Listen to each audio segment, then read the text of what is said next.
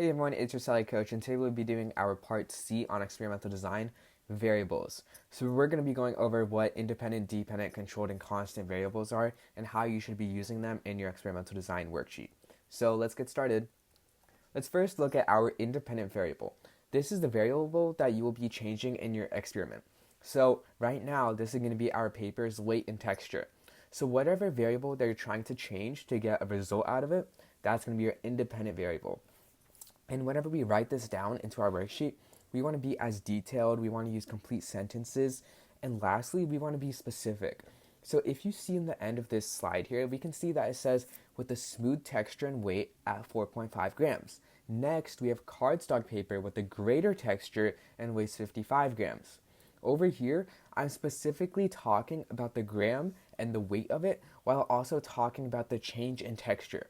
So we want to be specific with it instead of just saying we have plain paper, cardstock paper, and then we have construction paper. So also about that is that we want to have our levels of independent variable.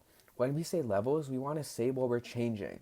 So even though we're going to be changing the paper's weight and texture, what are we changing really about it? So that's going to be back to what our sentence is here, our paragraph. We're going to be changing it from stock to cardstock to construction. Next, let's look at our dependent variable. Our dependent variable is the variable that gets changed in your experiment.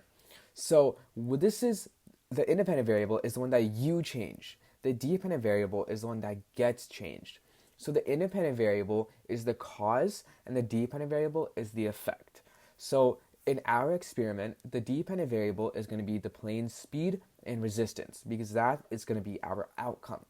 So in this one, we just want to say what some of these different types of results can be out. We may say like with more, with more texture and weight, it may slow down, and with less, it will speed up and stuff like that. So we want to give a little bit of results along with the dependent variable, also about why we chose this our dependent variable. Like in this chart, I could say the dependent variable is the plane speed and distance.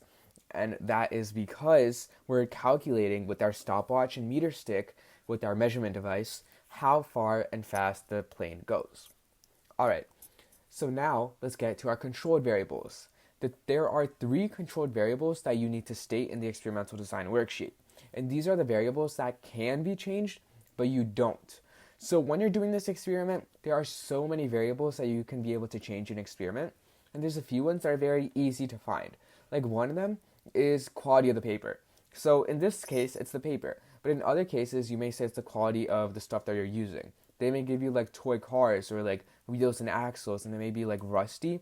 And you can say that we could have cleaned it off, or we could have changed it to where it could have worked better or slower, but we don't, Another thing you could have changed is environment. So you may be able to change your environment to where you can put it on different surfaces, or you may be able to change the air conditioning in the room, which isn't really in your power. But if it was, you could talk about that, right? Your environment. Usually it's about surface, air conditioning, and air resistance based on your experiment.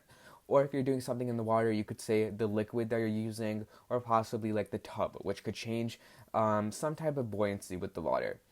And lastly, in ours, it's force. So in controlled variables, it's important to at least have some type of variety. So what I did is 2 things that we don't really have control over, but at the same time, it's about the environment and stuff around us. Force is the one thing that we have in control that's very important. This is the one that is based on complete human error. So with force, we want to make sure that the same person is throwing it over and over again, and that makes it a controlled variable. By saying that maybe another partner could change the force of the plane, or maybe another person could throw it, but we make sure that only one person stays and throws the plane. So lastly, let's go over the constant variable. The constant variable in your experiment is always going to stay the same. You can't even change it, it's just going to stay the same. And just like always, it's probably going to be gravity. And almost all experiments, you're going to be dealing with like dropping things, or seeing how it deals with other factors in the air or with other objects. And we know the 3 laws of gravity, and we can understand how gravity has to be the constant variable. So I always put down gravity as the constant variable, and I always get full points. So I just need to make sure that I can have each and everything done. I can have quality, environment, force, gravity, all of these different variables, but the most important thing is to have complete sentences and extremely specific words. So we want to be as specific as we can with our sentences so that there is no misconception, and at the same time we can get as many points as possible without those misconceptions or possibly not giving enough detail. So that's going to be it for the variables, and we'll go on to part D next in the next video. So thank you for listening.